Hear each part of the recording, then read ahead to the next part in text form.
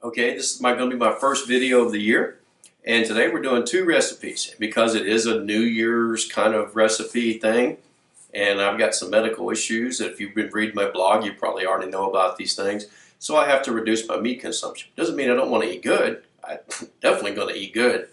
So I've been experimenting. I'm learning new ways to cook things that I've eaten before, but in new ways, substituting grains and other things for meat because I have to reduce meat consumption by doctor's orders kind of thing. Anyway, today we're doing Salisbury steak, which is definitely comfort food, but we're using lentils and vital wheat gluten to give us that texture, and we're going to kind of proceed along and see how this goes.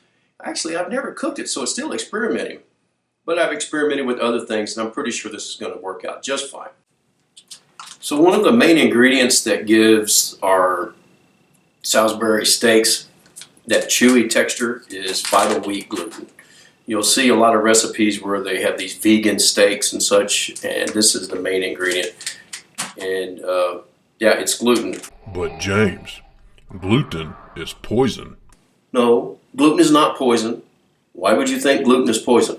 I read on Facebook that it is poison, so it must be poison. People have allergies to gluten. Yes, I have a daughter who's gluten sensitive. And some people have severe allergies to gluten, and they can actually wind up in the emergency room. And to them, yes, this is poison. To the average person, no, it's not. I do not like your shirt. It's silly. Oh, so you don't like my shirt. Okay, anyway, don't forget about him. Who woke him up anyway? Anyway, so this is the main ingredient that's going to give us our chew. And we're going to get, and it's hot, it's very high in protein, so it's a great source of protein. And the lentils are also a great source of protein, so these are going to be pretty high protein steaks. For you people who love to work out and stuff, these could be good for you. In our mixer, I have 1 cup of vital wheat gluten. And if you'll notice, I don't have a dough hook on here. I've got the paddle because I'm not necessarily kneading the gluten as much as I'm going to beat the crap out of it. Because the more you really get into it and get it, it'll activate the gluten, and that's what we're looking for, because that's going to give us the chew. Now to the gluten, I'm going to add garlic powder, onion powder, salt, black pepper. Don't worry, I'll be putting all the measurements down in the more. If you click the show more, there's going to be a link to the recipe on the website. I want 1 tablespoon of olive oil. You don't necessarily have to use a really good one, but I have a good one there that I bought for making salads and stuff, and that's what I'm going to use. I'm going to put 1 tablespoon of vegetarian Worcestershire sauce. Put that over out of the way. Now, in total, I'm going to use 2 cups of cooked lentils. I made these in the Instapot. I kind of overcooked them so that they'll break down. For right now, I'm going to put about half of these in there. It's not an exact measurement, but that's by adding it at different times, I'm going to get a different texture. Now, I've got 1 cup of water. Once again, I'm going to add about half of that for right now. We're going to go ahead, bring this down, put our little shield on. This is a great little mixer. It's small, it's hotel size for me. It's working really good. But because it is such a small bowl, you really need to use the shield or stuff comes out of it. So let's start bringing this together and working it. I want to activate that gluten and break down those lentils.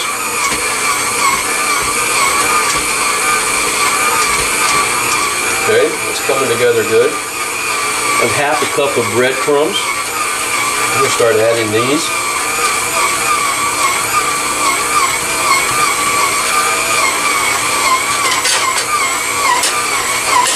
Alright, we're going to need a little more liquid.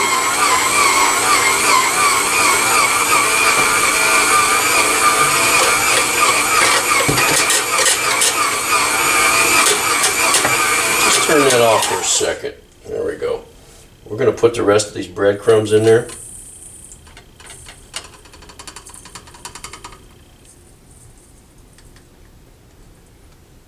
Put those in. We'll put our lentils in.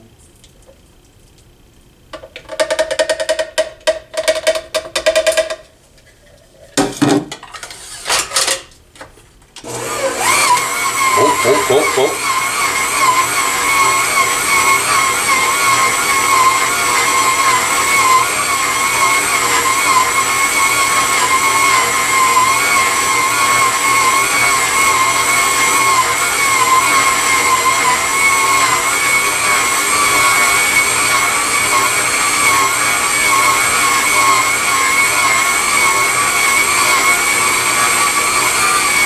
It's looking a little wet.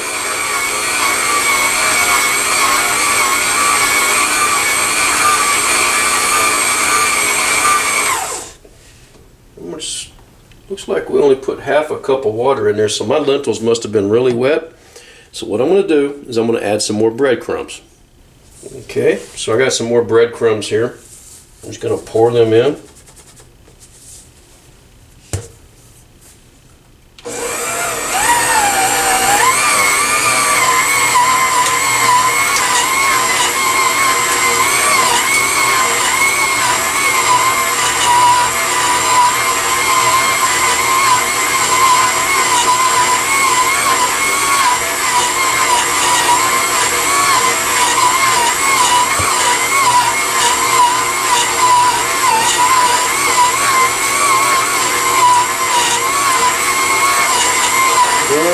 I think that's going to do it. Let's take this out, take a look, see what we got. Yeah, I think that's going to work for us. That's going to make us our nice steaks right there. This is what it looked like after we got it all mixed up. See how it's got some string to it? That's what we're looking for, actually, believe it or not.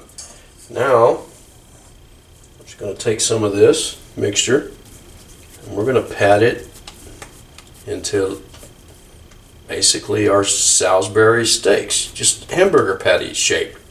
You know, it's familiar. Our oil's getting hot, so I'm going to take and cook our first batch or brown up our first batch of these things. I've got 8 patties in total, so I'm going to go ahead and just do 4. I'm going to do 2 batches. I'm on a medium heat. And what I'm doing now is I'm just browning these up and putting a crust on them. These are getting a crust on them. And we're going to flip them over.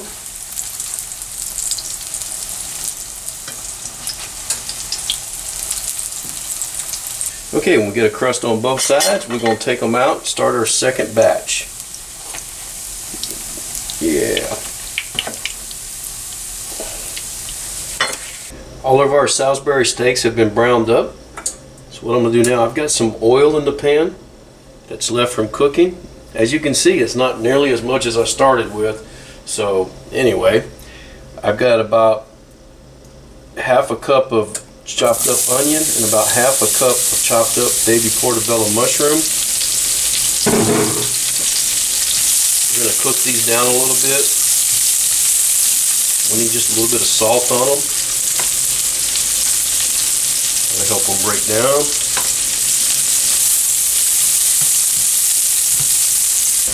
My onions and everything are starting to brown up a little bit. I don't have quite enough oil in there for what I need for making my gravy. So I'm going to put about another tablespoon of oil in there. Make sure that comes up to temperature. There we go.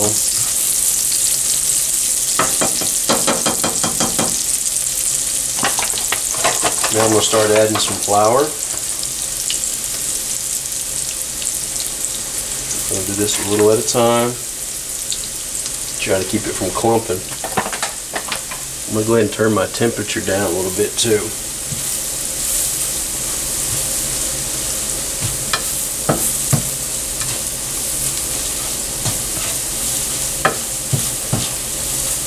Basically, you want about equal parts flour to oil.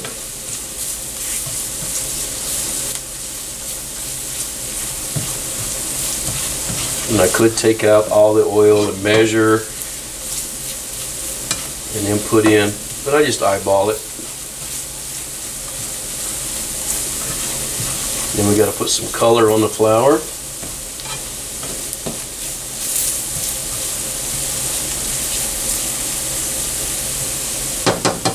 we're going to put just a little bit more flour, but not much.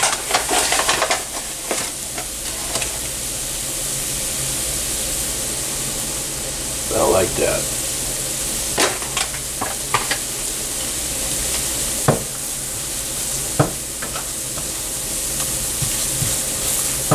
Now we got some good color on our flour and all of our onions and our mushrooms. So this is looking good. This is ready to start adding our liquid. And I'm just going to start adding vegetable broth. You can just put straight water. I'm going to add a little at a time. Give it a mix. We're going to turn this heat up a little bit as we're adding cold liquid.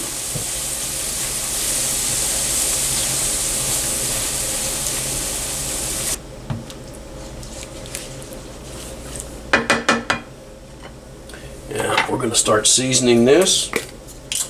Definitely going to need some black pepper. I like lots of freshly cracked black pepper in my gravy.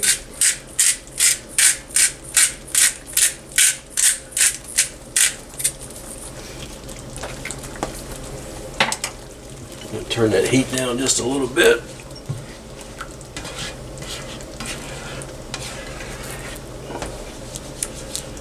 So I tasted this. Definitely needs a little bit of salt. So I'm going to put some salt in there. Now you can season this to your taste. You don't have to worry about seasoning it to mine. It's about the thickness that I was going to want in the final product, but I want to simmer my patties in there for a little bit. So we're going to make it a little bit thinner. Now we're going to put our patties in here. Our Salisbury steaks. Like I said, I'm only cooking 4 of these right now. I'll save the other 4 for later. And we're just going to turn this down a little bit, and we're going to simmer these and flip them over. We're going to do a total simmering time of about 15 minutes. I think that's done. It's cooked enough time to where everything could be done and softened up, and that gravy's really reduced down. So let's plate this up. Oh, I did forget to make the mashed potatoes. Stir that around. Get one of these. A little bit of this gravy on there. So let's see how this tastes. First I want to kind of get a look at it inside. How's that look? I mean, if you put enough gravy on something, it's going to be good. If you fry it, put a bunch of gravy on it, I don't care what it is, it got to be good. But I am kind of curious about the texture and these kinds of things. Man, that is good. Like, of course, it's got gravy on it. Although I will say, the texture is a little softer than I thought it would be. I was hoping for a little bit more chew. It's really not quite what I was looking for. But dang, it's good.